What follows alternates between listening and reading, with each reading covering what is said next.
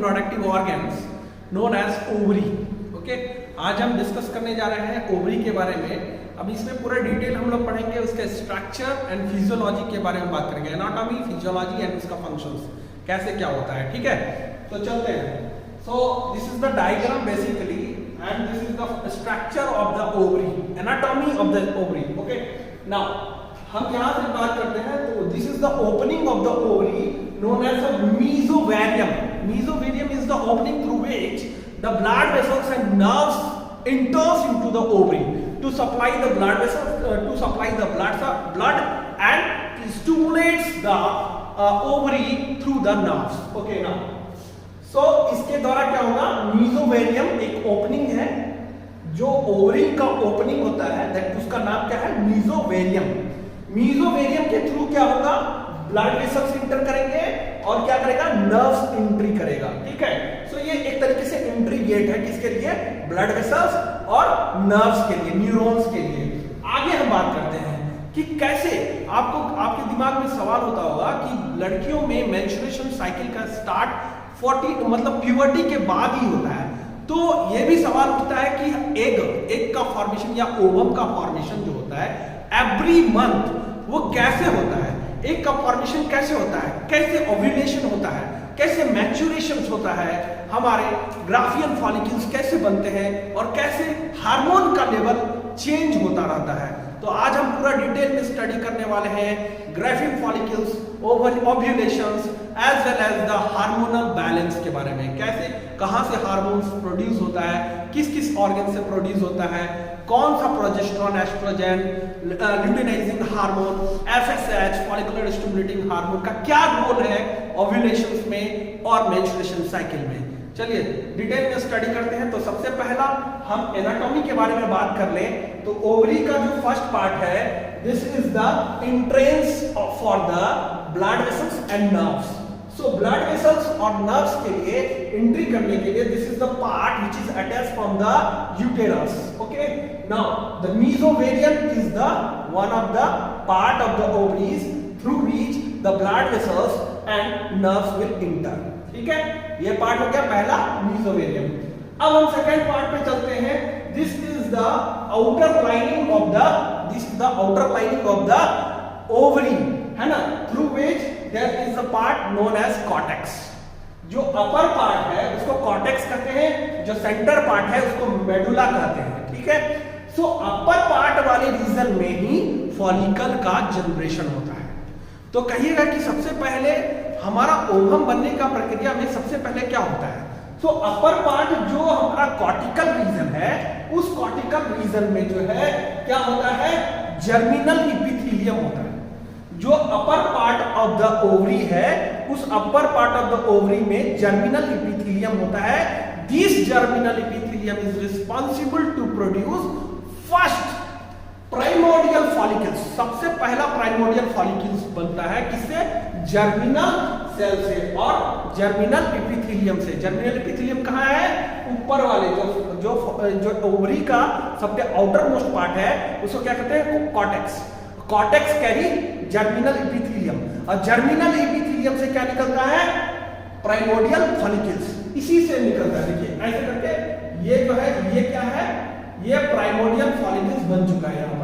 तो germinal epithelium टूट कर करके, जर्मिनल एपिथेलियम का ही पार्ट प्रोट्रूड होकर करके वो बनाता है क्या, प्राइमोर्डियल फॉलिकल्स। अब ये प्राइमोर्डियल फॉलिकल्स बेसिकली क्या होता है कि ये जन्म के बाद से ही प्राइमोर्डियल फॉलिकल्स का फॉर्मेशन हो जाता है, और जैसे ही प्यूबर्टी में गर्ल्स या लेडीज गर्ल्स जाती है, लड़कियां जाती हैं प्यूबर्टी में, प्यूबर्टी 10 से 12 के बीच में, 13 के बीच में लाई करता है। कभी भी प्यूबर्टी में जब जाती है तो क्या होता है कि प्राइमोर्डियल फॉलिकल्स है वो मैच्योर होना स्टार्ट हो जाता है। ठीक है, तो प्राइमोर्डियल फॉलिकल्स जो मैच्योर होता है, दिस इज द डे 1।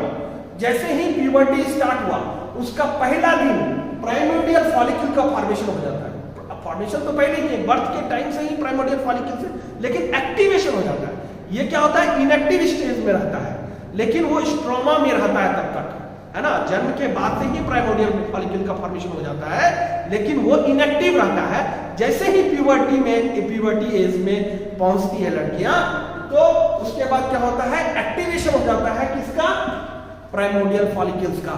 फिर उसके बाद क्या होने लगता है, हमारा प्राइमोडियल फॉलिकल्स फिर मैच्योर होने के लिए चला जाता है और ओवेरियन फॉलिकल्स का फॉर्मेशन करता है डे 12। 12 दिन पर जो है ओवेरियन फॉलिकल्स का फॉर्मेशन होता है, स्टार्ट होने लगता है और फिर वो मैच्योर, ओवेरियन फॉलिकल्स क्या होता है, वो मैच्योर होता है और मैच्योर होता है 12 और 13 के बीच में मैच्योर हो जाता है। डे 12 और डे 13 के बीच में मैच्योर हो जाता है, जिसको कहते हैं हम ग्राफियन फॉलिकल्स। क्या कहते हैं, मैच्योर ओवेरियन फॉलिकल्स को क्या कहते हैं, ग्राफियन फॉलिकल्स कहते हैं।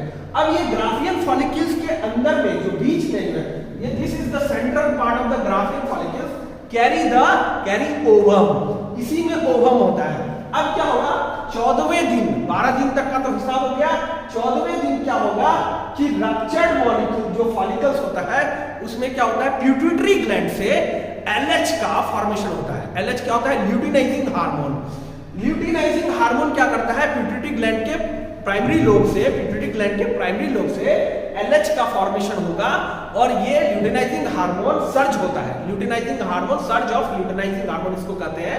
जब ल्यूटिनाइजिंग हार्मोन बढ़ जाएगा तो ये क्या होगा, ब्रेक डाउन हो जाएगा। क्या, ग्राफियन फॉलिकल ब्रेक होकर करके ओवम बाहर निकल जाएगा, इसको कहते हैं ओव्यूलेशन। ये कौन से दिन हो रहा है, 14th day of the menstruation cycle की बात कर रहा हूं। तो ये 14वां दिन जो है इस साइकिल में, 14वां दिन जो है 14 डेज द ओव्यूलेशन अकर, मतलब ओव्यूलेशन मतलब ओवम का निकलना, किससे, मैच्योर ग्राफियन फॉलिकल से ओवम का बाहर निकलना, इसको कहते हैं ovulation.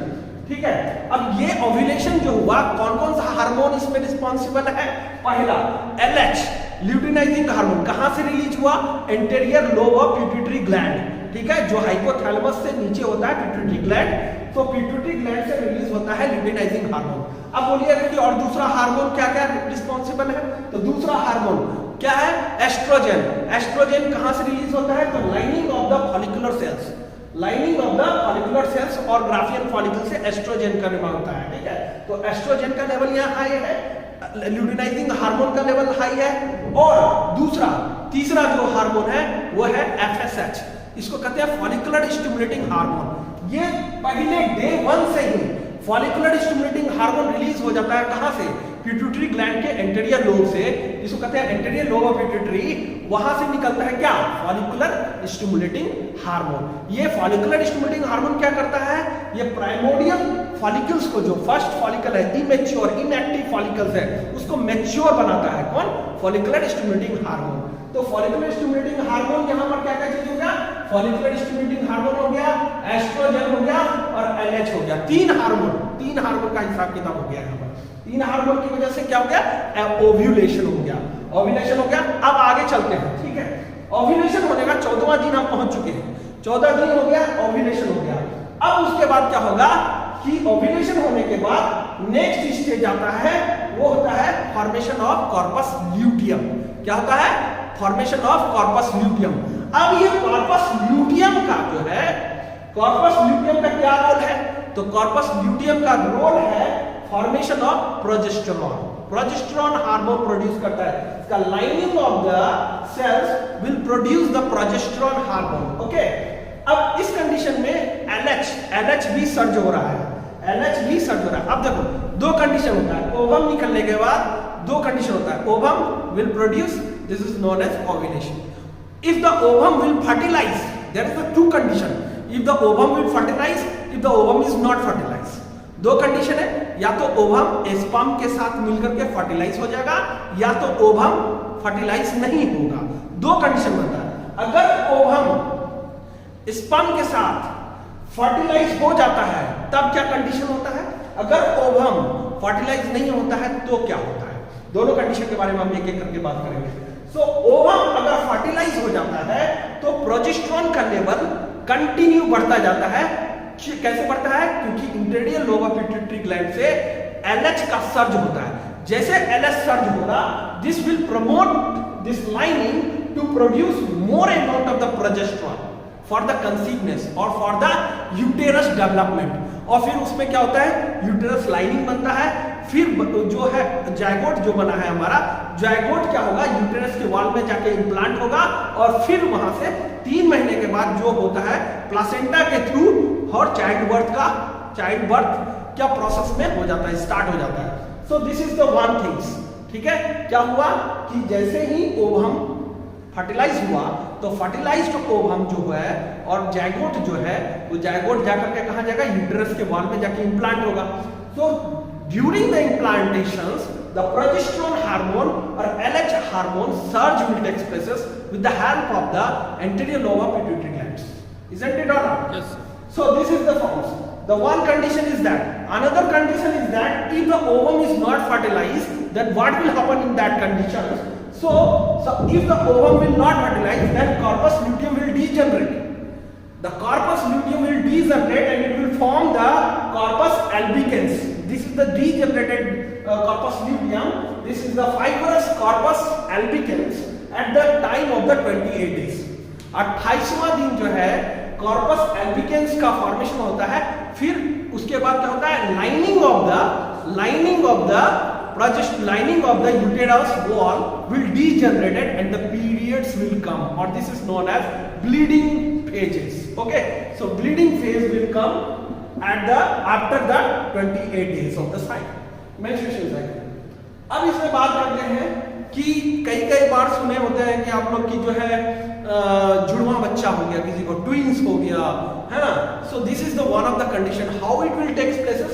The one condition is that if the multiple Graafian follicle will mature and rupture at the one time, the many माने 2 और मल्टीपल ओवम विल प्रोड्यूस और रिलीज। मतलब अगर ग्राफियन फॉलिक्यूल्स जो है 2-3 ग्राफियन फॉलिक्यूल्स एक साथ मैच्योर हो गया और रप्चर होकर के 2-3 ओवम का फॉर्मेशन कर दिया, तो फिर क्या होगा कि वो मल्टीपल चाइल्ड का कंसीवनेस हो जाता है उसमें, ठीक है।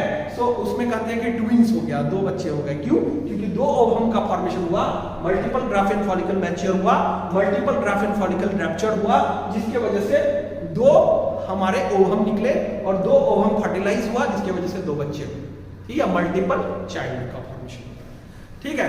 इसके साथ ही हम इसको यही समाप्त करते हैं और एक बार अगर देखते हैं कि ओवरीज जो है this is the very important part of our reproductive system, female reproductive system. So इसको एक एक कर करके फिर आगे के नेक्स्ट लेक्चर में हम देखेंगे हार्मोनल कैसे बैलेंस होता है। तब तक के लिए थैंक यू।